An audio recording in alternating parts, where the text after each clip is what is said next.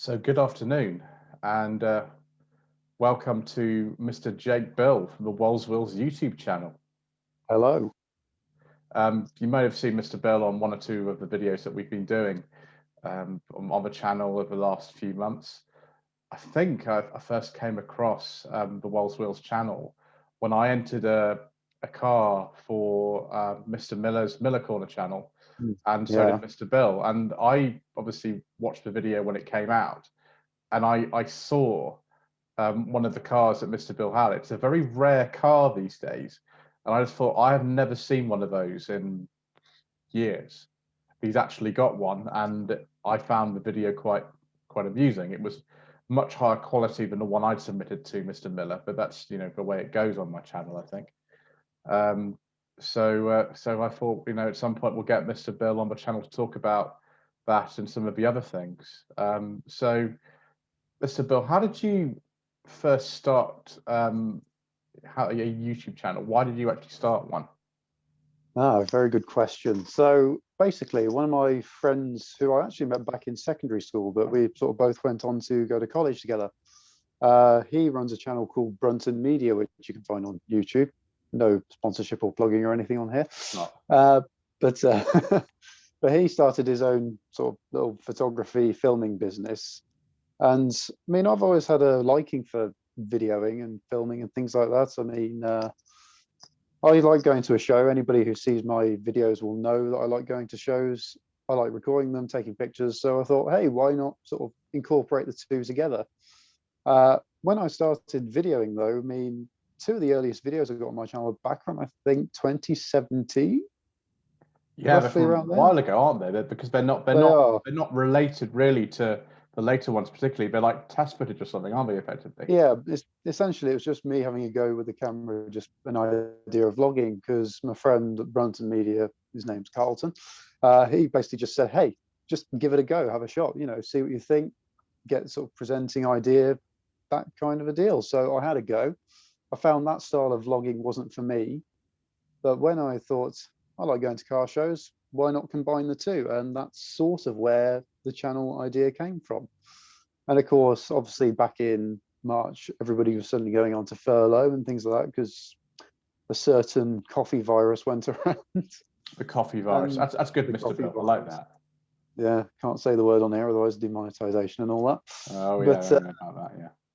Yeah, but yeah, that sort of started. So at that time, I thought it's quite a good time to maybe start making videos. And of course, as you've already mentioned, Joe Miller had his virtual car meets. That came up, and I thought, may as well give it a go, see what happens. And that sort of led to where the channel is now.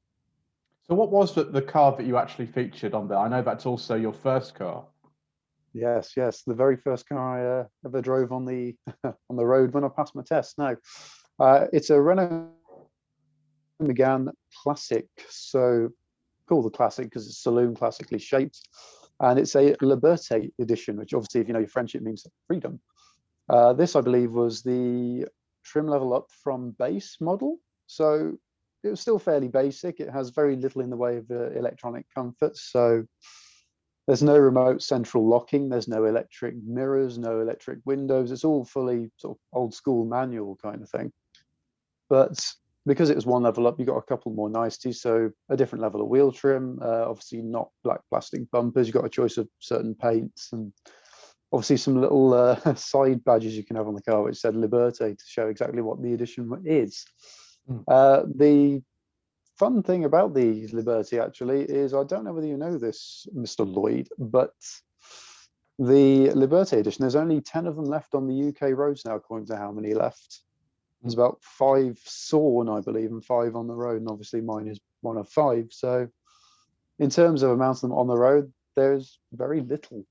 So in a way, I kind of feel a little bit reluctant to ever get rid of it on that front. I mean, it has had a few close calls in recent years, especially not on the reliability front, but issues have cropped up because of age and just wear and tear. I mean, it's on about 160,000 miles now, and until 2019, it still had the original clutch. So that was about 152,000 miles. I had that changed out, but something like that. But a lot of the parts in it are still original. Obviously, consumables, tires, batteries, you name it, they're all gone. They've all been replaced many, many times. But yeah, many of the original parts in it are still there. They're still going, which is quite frankly amazing, considering Renault as a company tends to get a bit of stick for being not necessarily so reliable these days. I think possibly if the original clutch was in it at 152, the car must have been used quite early in life for quite long journeys, because a It town car, was. it would not have been able to sort of do that. Probably the clutch would be done in about half that. So was the car owned by a family member or something originally? Yeah, so the car was owned by my dad back in, well, obviously from brand new. He bought it in 1999. And at the time, we were in the middle of a house move. So we lived in Scotland at the time, somewhere near Glasgow. Not going to go into specifics because they're not necessarily relevant to the car. No. But yeah, we lived up in Scotland, and my dad had suddenly got a new job down in the south of England because he'd lost his job at the factory up in Scotland where he worked. And at the time, me, my mum and dad, we were living at my grandparents' house in the Midlands, just whilst we found somewhere else to move to, because obviously house sales and all that other jazz. So at the time, we only had the one car because the other car that we had previously was a company car, so that had to be handed back at the end when the job obviously went. Only had the one car, and dad, having had his new job starts down in the south, he needed something else. So he obviously had a look around, just see what he could get on a good deal. And Renault were offering a good deal on their Mégane range at the time, because I believe at that sort of point, the Mégane Mark 1 Phase 1 was starting to be phased out for the Mark 1 Phase 2, the more rounded front one. So Yeah. he managed to get quite a good deal on that, and that's how we ended up with that car. But the idea of it was going to be traveling up and down to Scotland from obviously the south of England, the Midlands, and things like that. But ironically, it never went up, because the other car we had, which was a Vauxhall Astra from '93, so Mark III model, that was able to tow a trailer up there. So we just ended up using that to pull a load of stuff down from Scotland instead. But in terms of early life, it was mainly, they spent the majority of the week about 10 minutes from where dad worked, because he was staying in a B&B at the time. And then at the weekends, he'd come on up to the Midlands, so about a 2.5 hour drive up to the Midlands from there, just to spend the weekend with me and mum. So mum had the Astra, dad had the Renault, and that was sort of how that started. Yeah, and then presumably your parents just kept it after that. They just kept it. Yeah, they just kept it. It kept passing MOTs, it kept going. So why not keep it? That sort of went until about 2012. And unfortunately, dad ended up having a couple of issues with eyesight. So he had to essentially give up his license. So the car ended up sitting in the garage for about a year, but we kept it because at the time, the Astra had gone. It had been replaced with a Fiat Panda 1.2. Mum was going up and down about an hour or so away to work, so still using the Panda, but the Renault was still obviously a sizable car. It was still reliable, and for obviously their age, cheap on the insurance and things like that, not too expensive on tax. And we also thought he might be able to drive again within the space of a year, so we kept it for that. That unfortunately never happened, and to this day he's never driven a car since. It's a shame. So yeah, it is a shame. He enjoyed driving a lot, but unfortunately that's what happened. But 2013 comes around. I was 17, obviously learning to drive. Their thoughts were, well, we've got it. If we can get him insured in it to learn to drive in it, we know the history. It's already there. Make him use that. And so I learned to drive in the Mégane, as well as a Ford Fiesta. I believe it was a 1.5 forbidden fuel powered thing. Yeah, forbidden fuel. Yeah, we don't talk about that on this channel, as you know. No, we don't talk about that. No, but anyway, yeah, learned to drive in that as well, and passed my tests. So the time came round. Obviously, hey, what am I going to get as a first car? Obviously, obvious choices were something like a 1.2 Fiesta, Clio, Polo, that kind of a deal. But obviously, to buy those, you've then got to spend the money on the car, taxing it, because I believe, was it around that time that the new rules came in about taxing, that as soon as you bought into the car, you had to start taxing it. It couldn't just cross over. Yeah, it was October 2014. October 2014 was when the new rules came in. Okay, so it was roughly around that sort of time. I believe I passed back in April 2014. That was a long time ago now. I think about it, but yeah, passed my test, and instead of going out and buying something new, I was like, well, we've got it. I don't need to pay 1,500 or whatever it is, 800, whatever you might end up paying for a second-hand car, which, although you might get the history, you don't know the exact history of it. We knew the exact history of the Renault, and that's how I ended up driving it as a first car. I paid for the tax and the insurance and didn't have to buy the car for them because they thought, well, it's not worth very much. May as well just let him have it, So on that front, on that front, I was just incredibly fortunate, It's just funny about these cars. The same with Rover 45s. I was having a discussion on the Owners Club Facebook page the other day, and there was someone who had, I think it's a 2001 45 IXL, which was the top of the range for the hatchbacks at the beginning. Powered by the forbidden fuel, I'm afraid, but there's actually still a fair bit of demand for those. Because the L series engine is quite a reliable engine as long as you change the cam belt in it. So he reasonable mileage on it, and he said, "Well, I haven't got an MOT at the moment." And then everyone said, "Well, you'll only get 300 quid for that if you don't have an MOT. But if you put an MOT on it, it might be worth 600 quid." And you're sort of thinking, "Oh my gosh, it's just these. There's no wonder these cars are dwindling in numbers now because they're just not worth anything." It's the same with a Mégane Classic. I've seen one in the last year, apart from yours virtually. I've never seen yours in person, of course. I've seen one facelift one, and no others. And as you say, the Liberté, which must have been a special run-out edition, I imagine, because it's a very weird spec with, manual windows, manual mirrors, and air conditioning. I will say actually with the air conditioning, fun fact on that, it wasn't actually an option on the Liberté. That was just something that managed to be haggled into the deal. Yeah, so was it an optional extra that you just got for free or something then? It was an optional extra that was available in every other Renault model that was higher up, except for Liberté and Base, I believe. Bearing in mind, I was about 2 or 3 when this car was new. So no, I understand. The only reason I ask it's funny you mentioned about the black plastic bumpers, because Mr. Jude Curry, whom obviously we know of very well, he just bought a 1.6 Mégane base model. I think it's a little bit earlier. I think it's like a P or something, 96. Okay. But it is the base model, and as you say, it has the black plastic bumpers and different wheel trims, and nothing at all. And no, it's very much like Dacia these days. When you look at them with their base models, I know you just get a car. Yeah, it does the job. Even the new model Sandero still doesn't have a radio. Like the only car that you can buy. I mean, obviously you can't quite buy it yet. They're not in showrooms yet, but obviously journalists have got hold of them. And I obviously I could believe that. I could believe that Dacia have this headlining price, and they don't sell very many of those because it hasn't got anything. So these days we want our toys, and I think the average price of Sandero is something like £12,000 or something like that, as opposed to I think 7 or 8 that it's advertised at the base model. So you tend to actually go for one that's a bit better specified if you are a buyer, because also on a PCP that they tend to be cheaper, bizarrely, than more expensive ones, because they're worth a bit more at the end. But at the time that your father would have bought that car, early '99 on an S, that's what the sort of lower end models in a range were like. I remember Mr. Curry's 45, which is a base model, that doesn't have electric windows in it. It doesn't have them at all.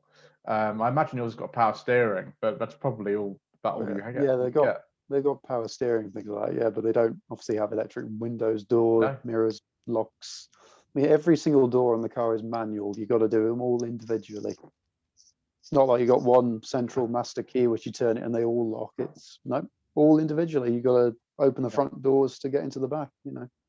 Because it's just like cars were. When I was growing up, my parents had a Jetta, which is the same sort of concept, really, and it was the CL, which was the kind of mid-range trim, and nothing, just nothing at all. I mean, didn't get central locking, power steering, anything like that. You could get power steering on a Mark II Jetta, but not a Mark One, and it was an option on one of the higher end models. But you know, most of the Jettas would have come out like the one I had, and you know, it's just the way that cars were. And in some ways, it's quite nice to be reminded of that. And you know, obviously, your Mini is similar to that. It's a City, which again I think was the base model in 1990, even less luxuriously equipped than the Mayfair that I drove. And obviously, the car has appeared on my channel because it, you know, when we were at Gaydon for the what do they call it? The Leyland and BMC and Leyland show. BMC and Leyland show. I get confused because I went to the BL Autumn Rally later that month, and they're both in the Netherlands. And so they and some of the same cars were there as well. So it gets a bit confusing. But yeah, well, it would, especially when you got lots of local people who live, obviously, the Midlands, home of many of those car brands, of course. So you're going to get a lot of them around there. So when we went to the BMC and Leyland show at the British Motor Museum in Gaydon, which was an insane day, and I think we both did 5 videos that day. Yeah, it was 5 videos, wasn't it? Both did 5. And actually, if you look at those, there is some crossover between the 5 videos that you did and ones that I did. But there are some bits on there that you filmed. You filmed an entire section on a British Motor Museum, but I didn't get in, which is the JLR Heritage Centre. If I'd known what it was, I would have got in there, but I didn't. And there were bits of the show that I know that I filmed and you didn't. So it was just one of these things on the day. And the first video I filmed on the day was Millie, the Mini City. Can you tell me about how you sort of came about that? Because obviously you had the Mégane you still got. I know it's currently past an MOT, and I'm looking forward to filming that when we're actually able to move around again. You've been waiting about 8 months so far. I've been waiting a long time to film it, a long time. Because I remember you asked me not long after you saw it in Joe Miller's video. I get very excited about that kind of thing, Mr. Bill, as you know, because we have weird things like Hyundai Elantras and Daewoo Nexias on this channel. Well, so nothing wrong with them; they're good cars. Nothing wrong with that. But I like a bit of weird stuff, and a Mégane Classic is a weird enough car, particularly to find one like that, which is you know, not the sort of top end one, which I imagine with the saloons, probably the top end ones are more popular. But you obviously at some point you decided that the Mégane wasn't quite what the only car that you wanted, and so you decided to buy something else, didn't you? Yes, and that was the Mini, wasn't it? The second car that I ever bought, the first car I ever bought with my own money, to put it this way. So think of that what you will. But what was that, sir? Well, the Mini, that was March 2019. Again, that was a while ago now. I only think of it as being yesterday, but no, that was nearly 2 years ago now. Have prices of those actually increased in the last couple of years, do you think? Oh, yes, very much. So like, how much more percentage-wise would you have to pay to buy, you know, and I take it was unmodified when you got it, wasn't it? It was standard. How much completely? Percentage-wise, how much more would you have to pay to buy that car now, do you think? It's hard to say because every Mini's different. They've all got different mileages and things like that. I mean, obviously that's the same for every single car ever made, but given that the Mini is such an iconic cult car, you know, in the same way that the Beetle is the 2CV, the Fiat 500, you know, things like that, even the Renault 4. To put it this way, I mean, I had a look at them back in 2014 when I obviously passed my test because I thought, hey, it's going to be quite a cheap little runaround. Classic car, classic insurance, things like that. It all plays into it. But, you know, obviously the Renault was there. I ended up using that, which arguably I would say if you are going to have a classic Mini, it's probably better if you have another car as well. Because the Mini is not the best car to be driving around in every day due to obviously modern safety factors, speed, as you've obviously found out in your Mayfair video. They're not the quickest cars ever. That's properly terrifying. They're perfectly fun little cars to use on a B road, but not very quick on a motorway or dual carriageway, as you found out on the way back from the British Motor Museum when we convoyed all the way back down south. I decided that I would stick at 63 miles an hour, and I thought, you know, the top speed of that's going to be about 75 or something like that. Yeah, it's about 77. It's only a 4-speed gearbox in that as well. So obviously, if you drive at 77, your ears are going to bleed, and you're going to be probably chomping through all the fuel. I know you don't have the twin fuel tanks on your Mini like some people do. And I know quite a few of them have the twin fuel tanks on them. I know you've only got one fuel tank, so you're going to be going through the unleaded quite quickly on that if you drive it flat out all the way. And obviously, having driven one of them, I know the suspension is it's a bit hard, sir. So if you come against any bumps in the motorway, it's not going to be fun for you.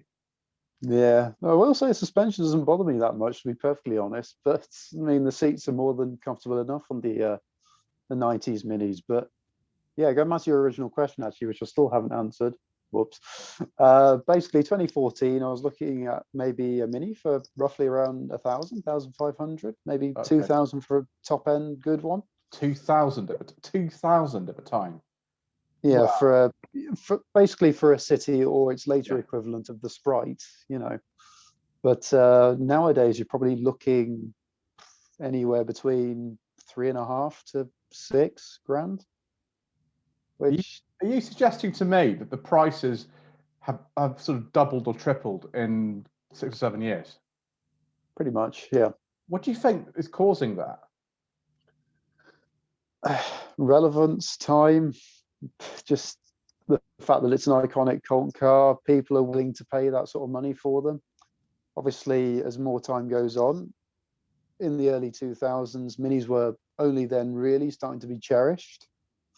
Obviously, other than specific cases where people had kept them as family heirlooms and things like that. But yeah, I can only imagine the fact that people are willing to pay that sort of money for them. You know, I mean, I will say when I bought mine, I found mine, which was only about an hour away from where I live, which was fortunate. It's not that far away.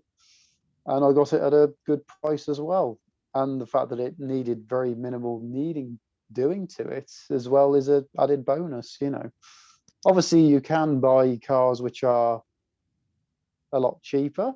I mean, Mr. Ed Westby of Twin Cam, he's obviously bought his Metro, which was a lot cheaper than a Mini for pretty much the same reasons as already outlined. The fact that the Mini is catastrophically expensive these days. Yeah, or rather, even the sort of really ropey ones.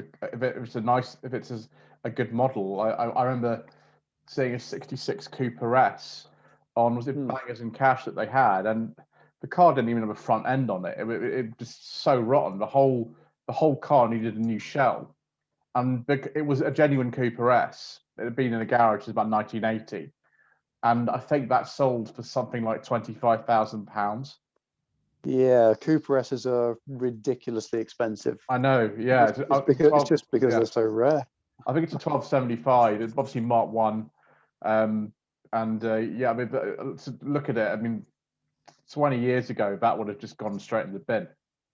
Yeah, absolutely. Because, of course, 20, well, maybe not 20 years ago, but 20 to 30 odd years ago, you still had the Cooper S in production.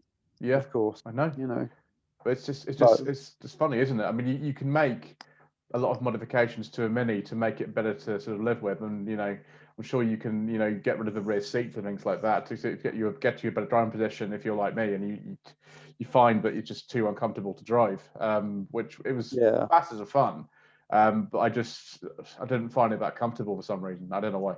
Mr. is even taller than me, and he found it even worse. But we had some fun when we drove the Mayfair. We had a fantastic time just getting all the sort of little cornering shots and stuff, and the brakes on a Mini, the brakes and the steering on a Mini, I think post 88 when they put the 10-inch discs with servo assistance. I think after 88, it's amazing brakes. So like I've never seen brakes on a car from that period that are like that. I mean, astonishing. You can, for anybody looking for a Mini who maybe is looking at a later one, you can buy conversion kits for the brakes to go back down to 10-inch wheels if you want, because the brakes for the 12-inch wheels will not fit a 10-inch wheel on a Mini. So you can buy conversion kits. Of course not. No. But I will say, surprisingly, there's only about an inch in size difference between the brakes. I mean, the 10-inch ones are about 7.9 inch something like that. Whereas the 12-inch ones are 8.4. But even so, that little difference makes all the difference. You know, it's crazy. I just couldn't believe it. You could lock the wheels, like breathe on the pedal and they lock up. You've got to be a bit careful because there's no ABS. I think ABS maybe was on some of the really late cars. I don't know. Be able to know more than that, but you've got to be a bit careful. But the steering, just like the original kind of design that Alex Sagona says it's the car for the district nurse and things like that. The district nurse though had a very, very fun time going on rounds, I imagine, with steering like that. Absolutely. Yeah, it's really good. It is literally go-kart handling. I know that term is used as too much of a cliche with a Mini. It's always said, but it is. It just is. They are road-going go-karts in terms of the handling. Okay, speed-wise, maybe not. Handling, yes, definitely. Yeah, I mean, I obviously haven't driven to go-karts. Obviously, I know that you used to work on a go-kart track, didn't you? So you've obviously got experience of both there. Yes, and having a Mini at the time was working at a go-kart track. You can definitely tell the difference on the way home, you know. Yeah, in terms of the speed. So, what modifications have you done to Millie? I know there's been quite a lot. There are some videos on your channel which actually show the modifications as well. And you know you can see them quite well explained. But what are the modifications of so far? I remember when I did my walk around of it, the piece of paper that I was given was like this long and how many modifications you've done in it. So what are a summary of what you've done to it? 'Cause it's quite a lot of stuff, isn't it?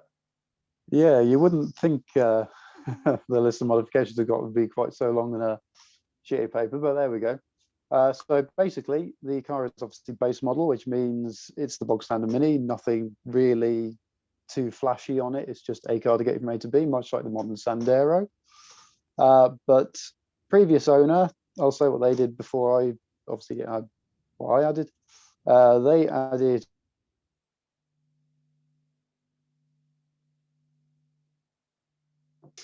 and they also added in electronic ignition, which was incredibly useful for obviously starting. Otherwise, you'd have to keep adjusting the distributor and things like that.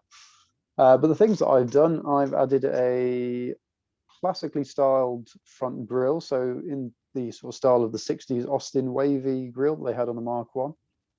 Different style, of course. Also, in terms of engine, not done any performance mods. The engine is completely stock. Cooling system, however, that's probably the biggest change I've made to the Mini. And that was not necessarily through a want to do it as such. It was more through a necessity to do it, because otherwise the car kept breaking down, which is obviously not a lot of fun. Don't like that, sir. No. So yeah, so I've changed the cooling system out completely. All of the hoses on there are now silicone, because they're of a better quality than the rubber hoses that you can buy.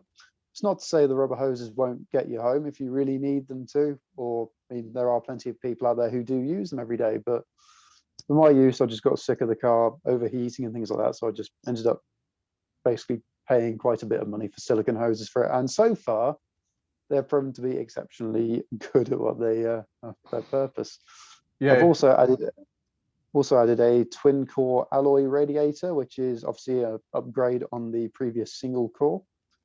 I will say with that, I'm very much of the mind of, if you're going to change something else and you can upgrade it, you may as well do it. So that's why that's been done.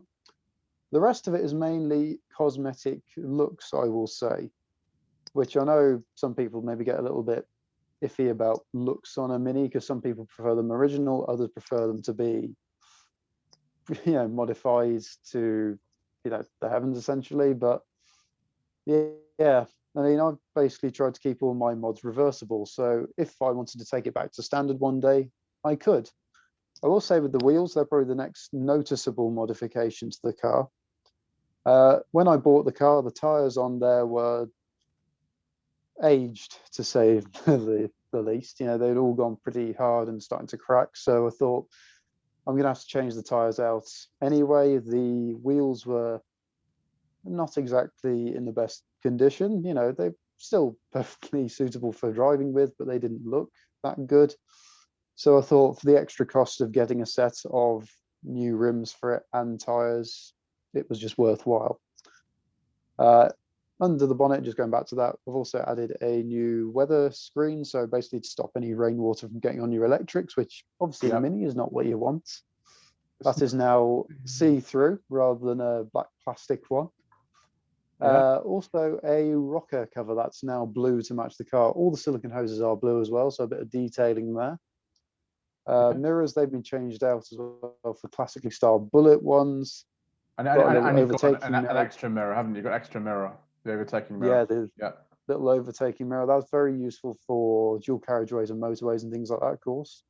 Although I will say at a Mini, there's not that much problem with visibility because, of course, very little in the way of the modern safety crash structures we've got with A, B, and C pillars and things like that. Yeah, well, there's nothing like that, is there? There's nothing. No, absolutely not. No.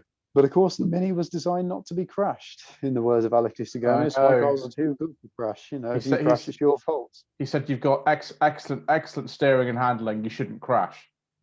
Yeah, that doesn't necessarily stop anybody else from crashing into you, but no, not really. If you ever having like a mechanical fault on the road which causes something to happen, like, well, that, you know, that's not going to help you either, really. Just the way that it is. Hello. Oh, sorry, it went out there. Went off for a second there. Yeah, thing just cut out. Never mind. Yes, carry on. It's the joys of doing Zoom calls, Mr. Bill.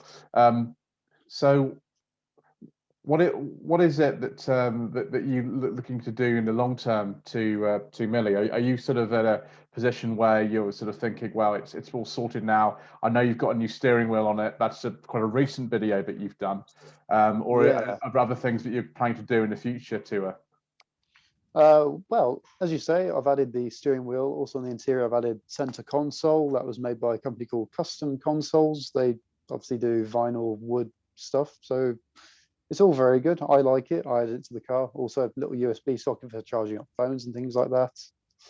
Obviously a radio as well. Because you didn't get one, did you? Just standard in a city. You didn't get a radio, did you? Nothing. No. The only thing you could get for a Mini was a little bolt-on accessory that went under the passenger side of the dashboard to add a radio if you really wanted to.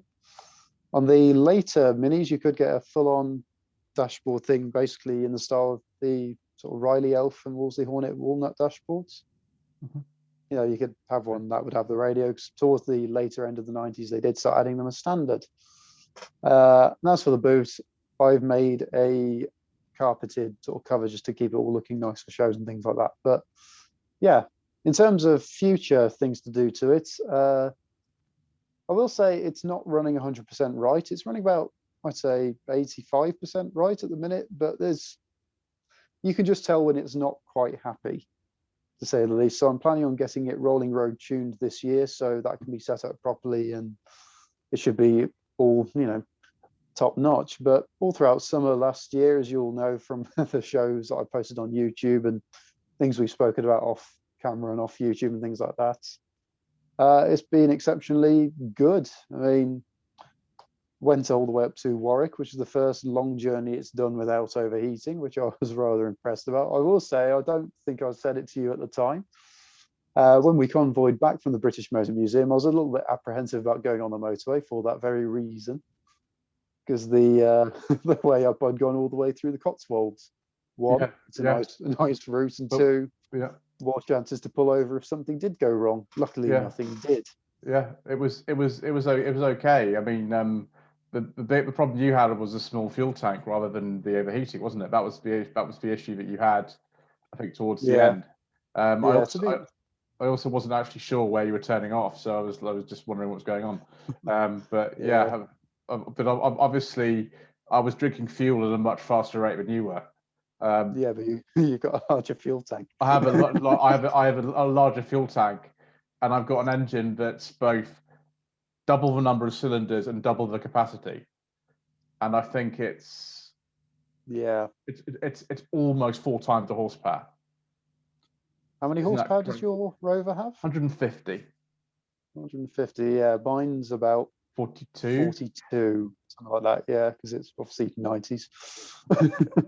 So are you saying that originally a Mini City in 1990 came with points on the ignition? It was like, originally, yeah. One of the last cars to come with points. Yeah, and of course you got to remember early in the 90s as well, they switched it over from being carburetor to obviously injection. So Good point, wasn't it? Injection. It literally was just for Euro 1 emissions regulations in 1993, because from I think 1st January 93, you needed to have a catalytic converter, and you can't have a catalytic converter without fuel injection. It has, nope, so it changed over. So I don't know if that's more desirable or not to have a car with the fuel injection. I don't really know, but I suppose it means with yours you could sort of play around with it a bit more. I don't know. in terms of the Mini, I will say, in terms of running, the fuel injection one is probably the more reliable one to use every day if you're going to go for one, unless of course you know what you're doing with the carburetor. But many, as I'm speaking as a fairly young driver, I'll say, not many people in my age group will know how to tune a carburetor. No. There'll obviously be people who know how to because they're mechanics or tuners or very specialist in that sort of area. But for the majority of people, they won't know how to tune one. I mean, I personally don't know how to tune one. That's why I'll pay somebody to do it, because they know what to do. Yeah, I mean, Mr. Cole can set points on things like that. I mean, he can do that sort of stuff. But as far as I'm concerned, it's just a bit easier. You just sort of put the key in and you go.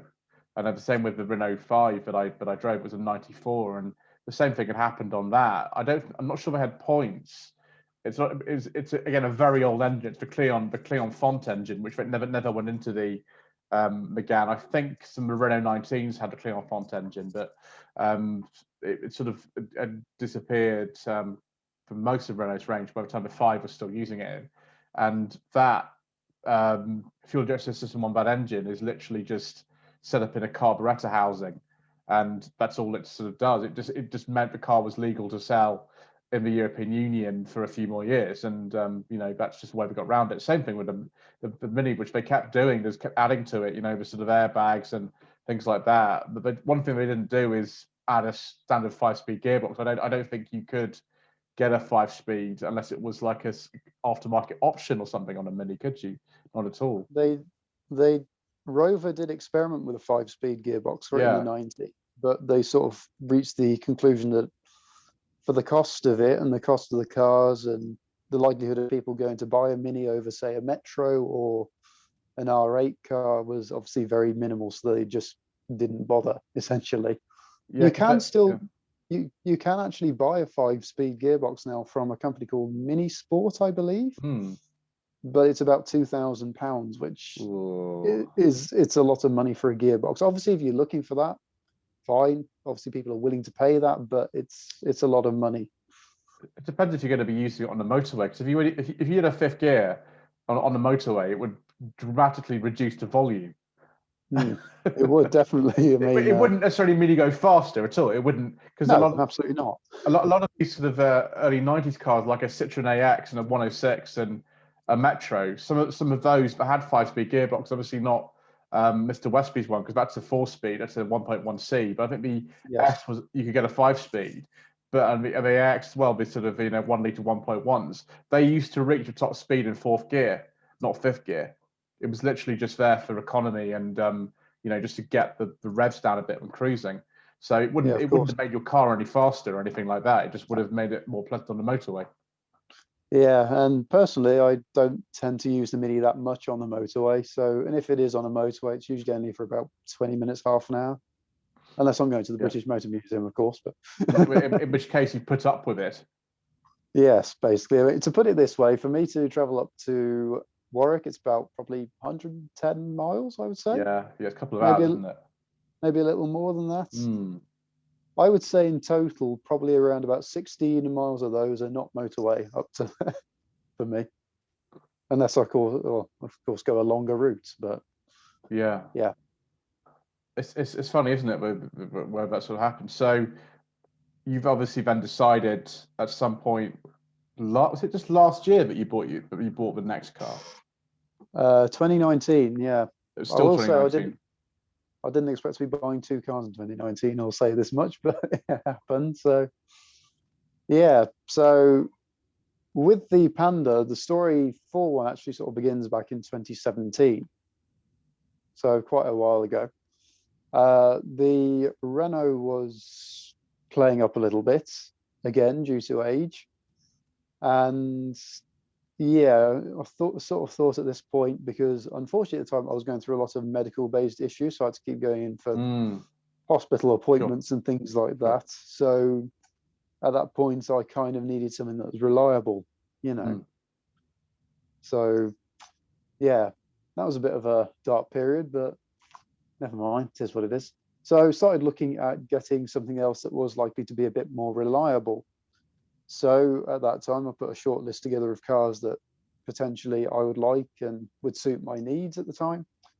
And in terms of obviously all my needs, the Fiat Panda 100 HP was sort of top of that list. So I managed to obviously go online on things like Auto Trader and Gumtree and have a look around on those sorts of things just to see what was available. And I did manage to find one that was about, I think it was 75,000 miles, which is about an hour away from me at a dealership. Went to go and have a look at it. And yeah, you know, it was a perfectly good car, drove it. But at the time, I think, given that I was in a bit of a low point, shall we say, Yeah, okay. and the fact the car was in a bit of a low point, I sort of thought, it hasn't given me up on me yet. Maybe I shouldn't give up on it yet, you know. And obviously, playing into that as well as the fact that I've known the car pretty much all my life, it's never sort of let me down in terms of whether I was driving it or not. There's kind of that loyalty to it. It's weird how we view cars like that, isn't it? But you know, anyway, drove Panda, perfectly solid car, loved it. But in the end, I thought, am I ready to, you know, part with the Mégane? No. So I kept it, put it through the next MOT, and luckily, anybody viewing this might think this is weird, but luckily it failed that MOT. Luckily, And it failed the MOT.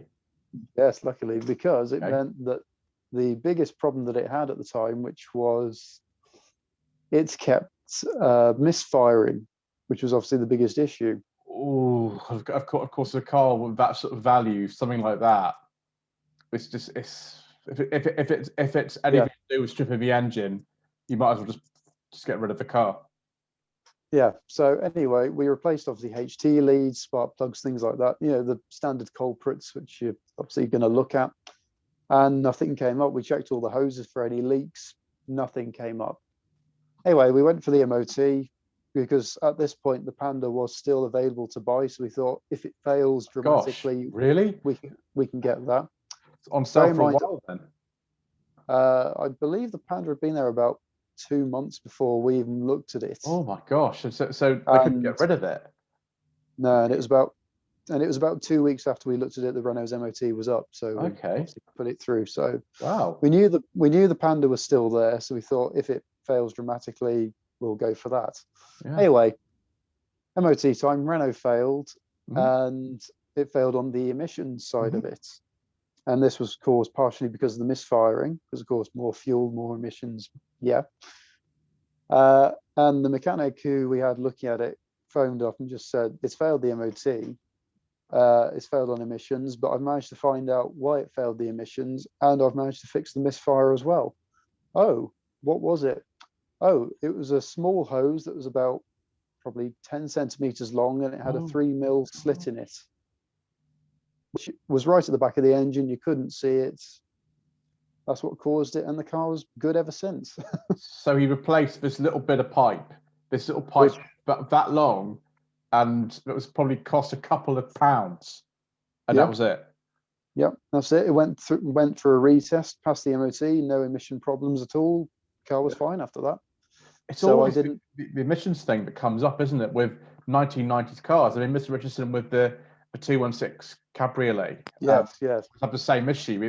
The last thing on the enormous list of stuff to get an MOT was emissions, and it, you know, very often that's what it is. That's what fails a lot of cars. I mean, you know, used to be things like kind of rust and suspension arms hanging off and things like that, but now it tends to be stuff like that. Yeah, I mean, I will say with our old Astra, when that eventually had to go, that's basically deciding factor was when a £3 earth strap went on it. Yeah, but annoying.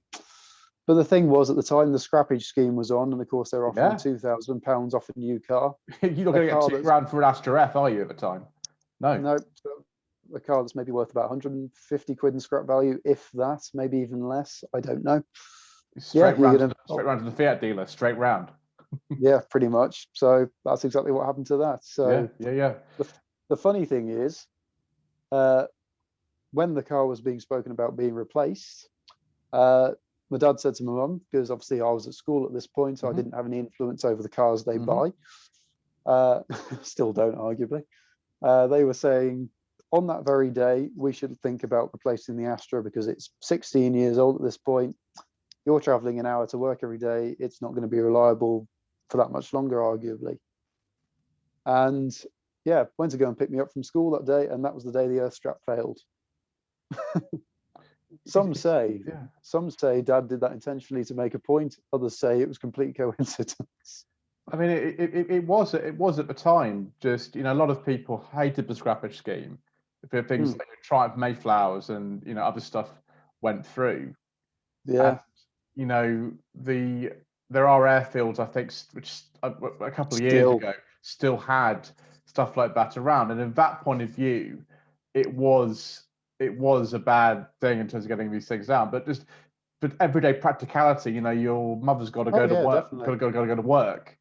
You know, something that's more reliable and a bit safer, and things like that is not got potential, you know, rust or whatever or issues. It just, from a pragmatic point of view like that, it was a thing that quite a lot of people really benefited from. Obviously our mix of cars now is different because of it, but you do have to there are two sides of it very much, and I think it's like that with modern cars. People say, you know, why drive around in the thing you've got when you could just drive around in a Rover every day? It's like, because a Rover costs a load of money to run, it keeps being able to fix. You have to fix it all the time, and it's not worth a lot of money, but I just don't want to have to fix something every time. And I think, you know, going back to what you were saying about the MOT on the Mégane, probably at that sort of stage, you probably thought that you should probably get something that's a bit just going to work. Well, given the position I was in as well, with having to go to hospital appointments and things like that, and of course, as we're told so often by the NHS, if you miss an appointment, it costs X amount of pounds if you miss it. You know, obviously not as a fine, but it costs them. Yeah, you don't want to be wasting their time. The NHS is already stretched as it is, you know. So, but yeah, to be fair to the Astra, in its entire 16 years of life, it only ever had two issues. One was the earth strap, which was its deciding thing, and the other was a battery that decided to basically implode on itself at a tip run with the trailer. So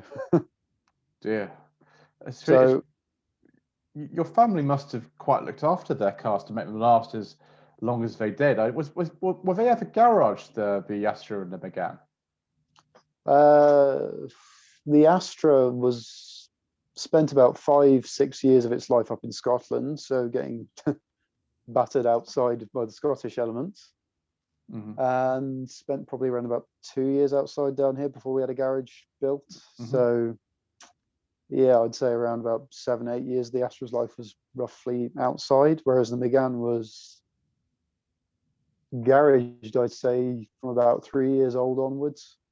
That's probably why it's survived so long, isn't it? Probably.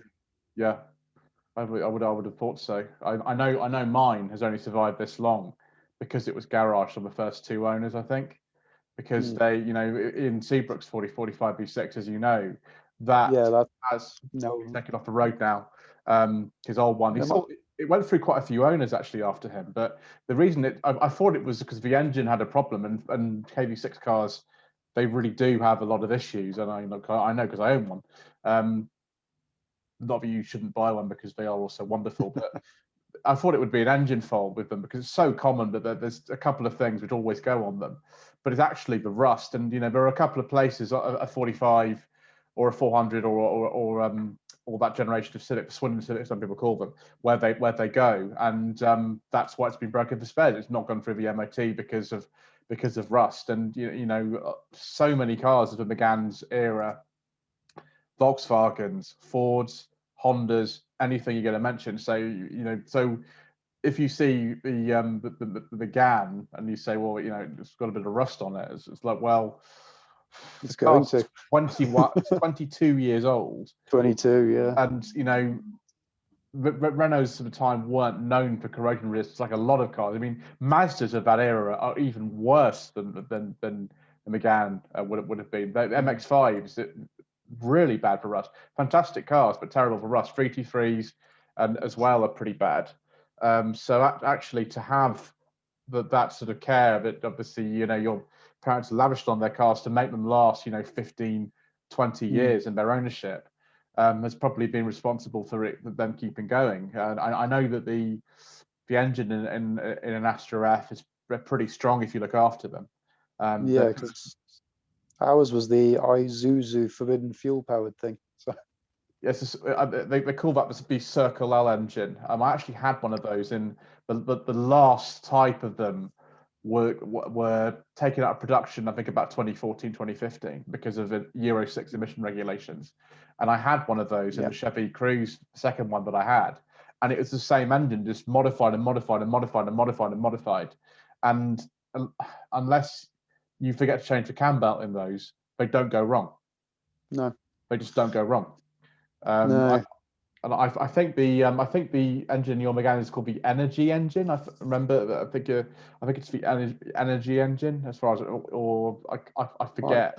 No, I can't even remember. Yeah, I can't even recall the name for the stage, but I think again it's a case rather like the Astra, where if you look after that engine, it probably will outlast the car. Certainly, but it was a case with things like 205s.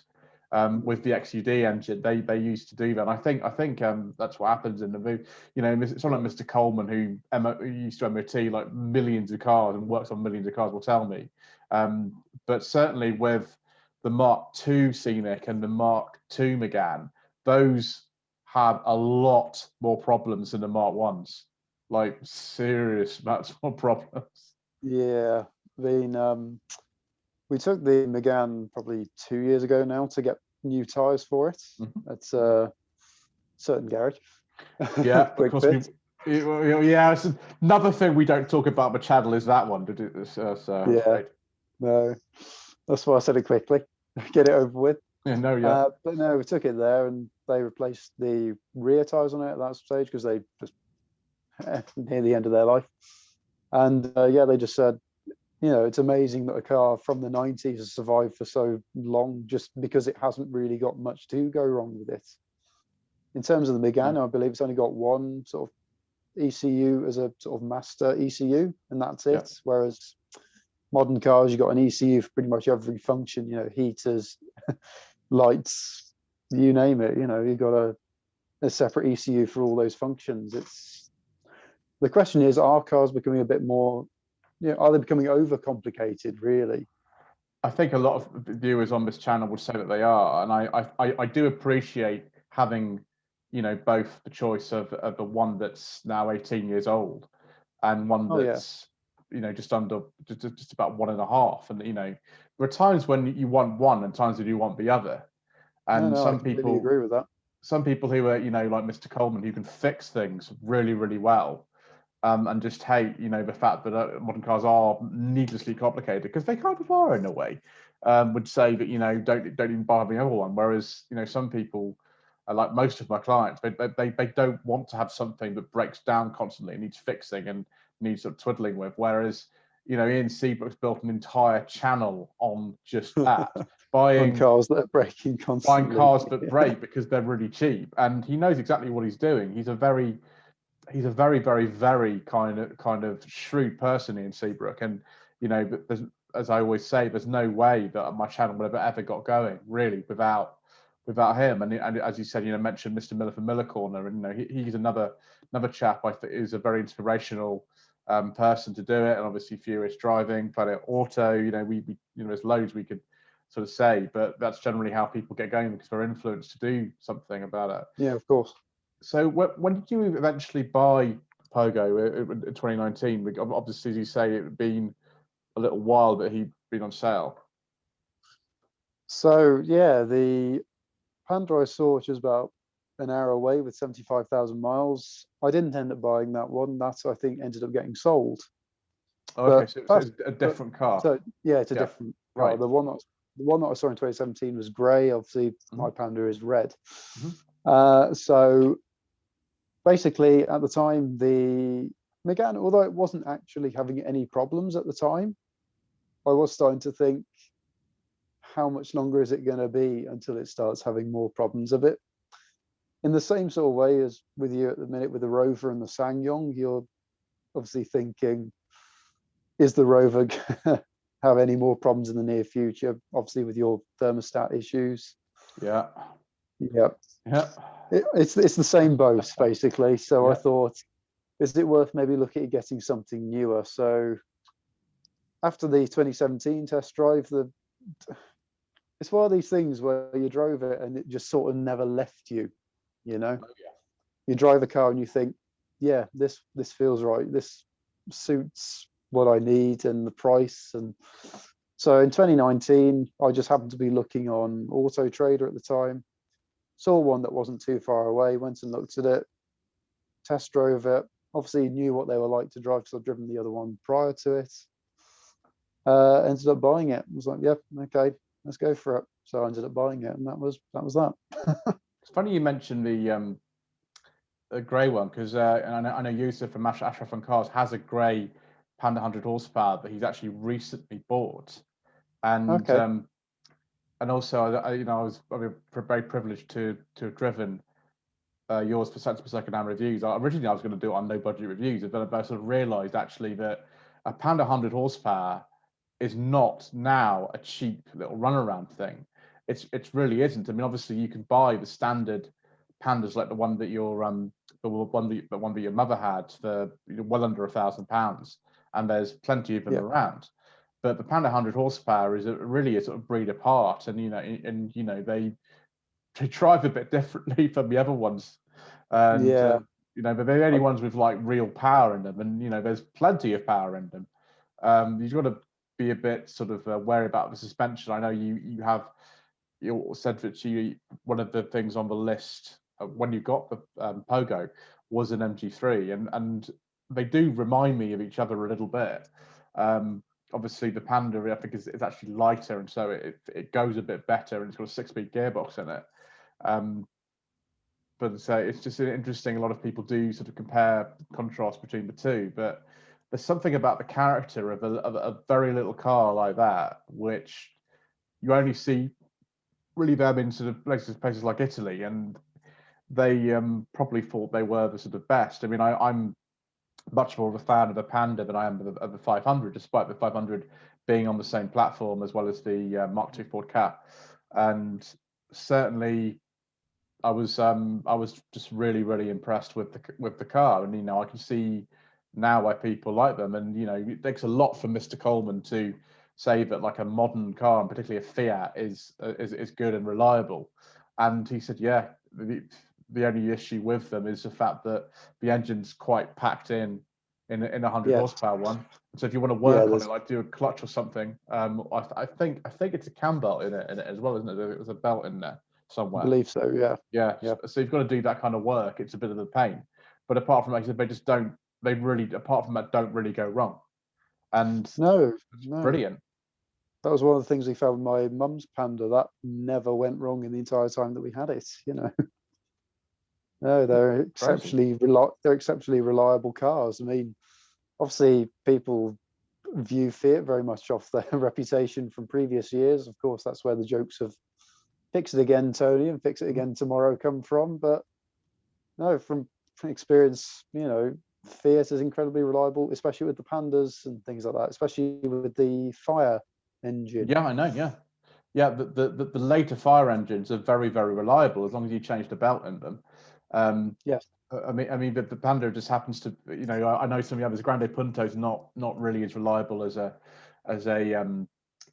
Panda, but certainly the Panda itself, it's just amazing. And because they're still selling what is essentially the same car as the one you've got, they've updated the styling and they've changed the engineering to put a mild hybrid system in it now because again of European emissions regulations. I don't know Yeah. how many times we're going to mention that, but that's essentially what's happened. They will be around in Italy forever. They'll just be around. Yeah. And they love them over there. They use them as only cars and transport just the way that they always would have done. Yeah, I mean, I went to Rome on holiday in 2019. First Mhm. holiday I've ever, well, not ever, I've had abroad in about 8 years, something like that.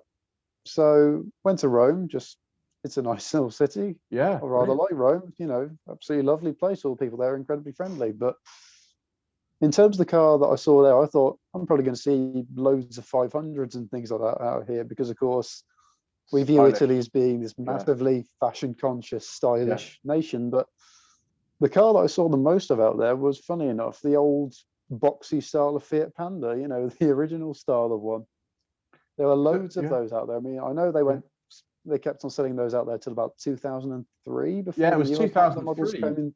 Yeah, because we lost them pretty much when things like the Punto came in, and the Mark 1 Punto, it's not a car I can recommend because they do have sort of issues with those. But yeah, the Italians got the Panda right away till 2003, and there was no gap for them at all.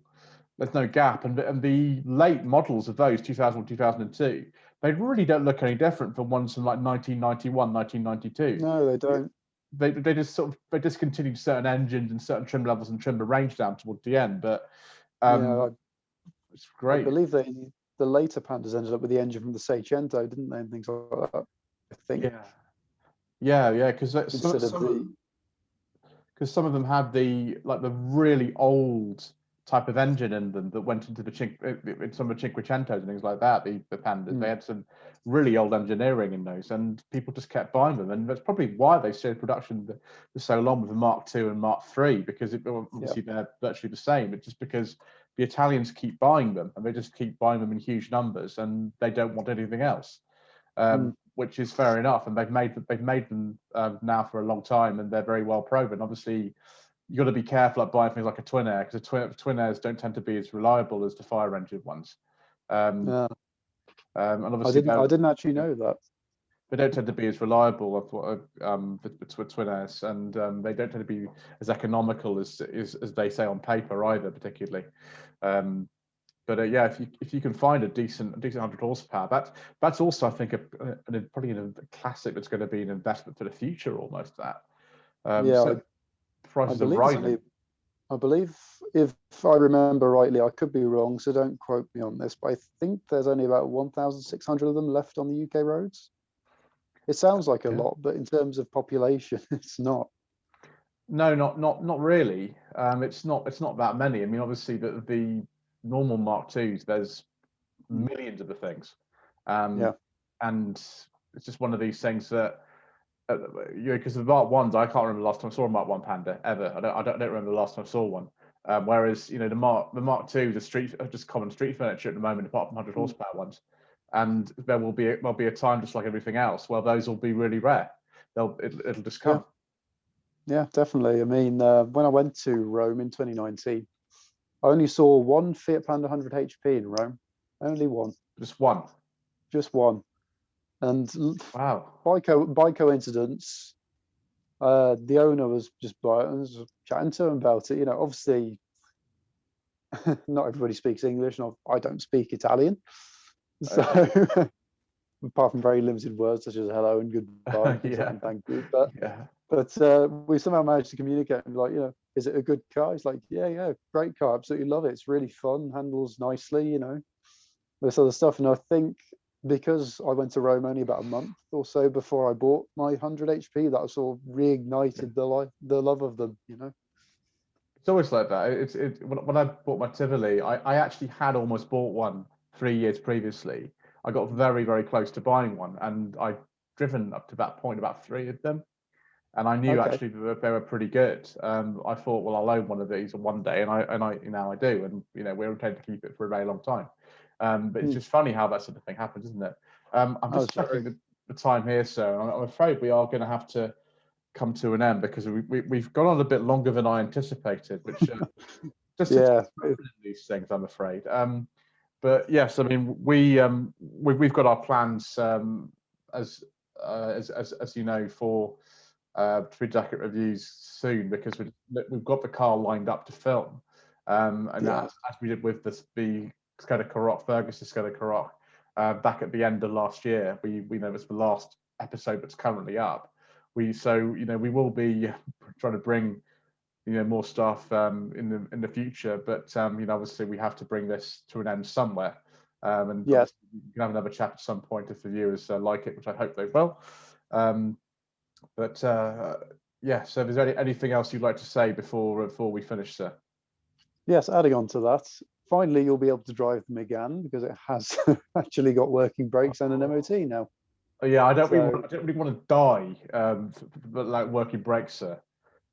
No. So luckily those are now being repaired, and it is now roadworthy again. So yay, you can drive that to your heart's content. I will say, for anybody watching this particular video at this point, it is a rolling project. Don't expect it to be in top-notch condition. Yeah, it's fine. It does need a bit more doing to it.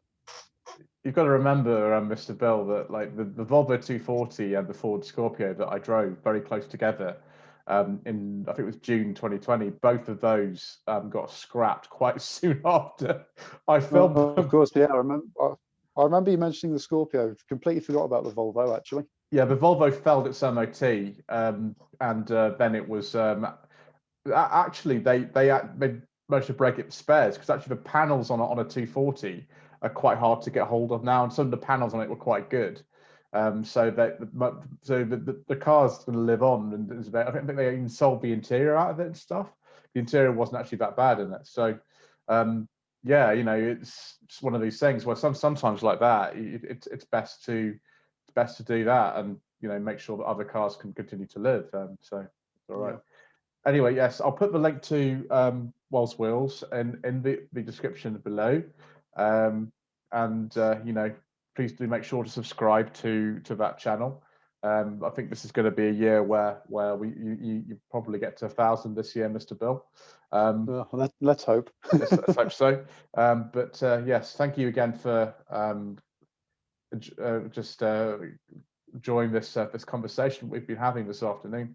And thank you very much for inviting me. I've enjoyed it. It's been good fun. Oh, well, it's my pleasure, sir. And of course, all the social media links and things are down below as well. I don't spell that anymore because there's no point. And we'll have another one of these slightly shambolic interviews coming up very soon.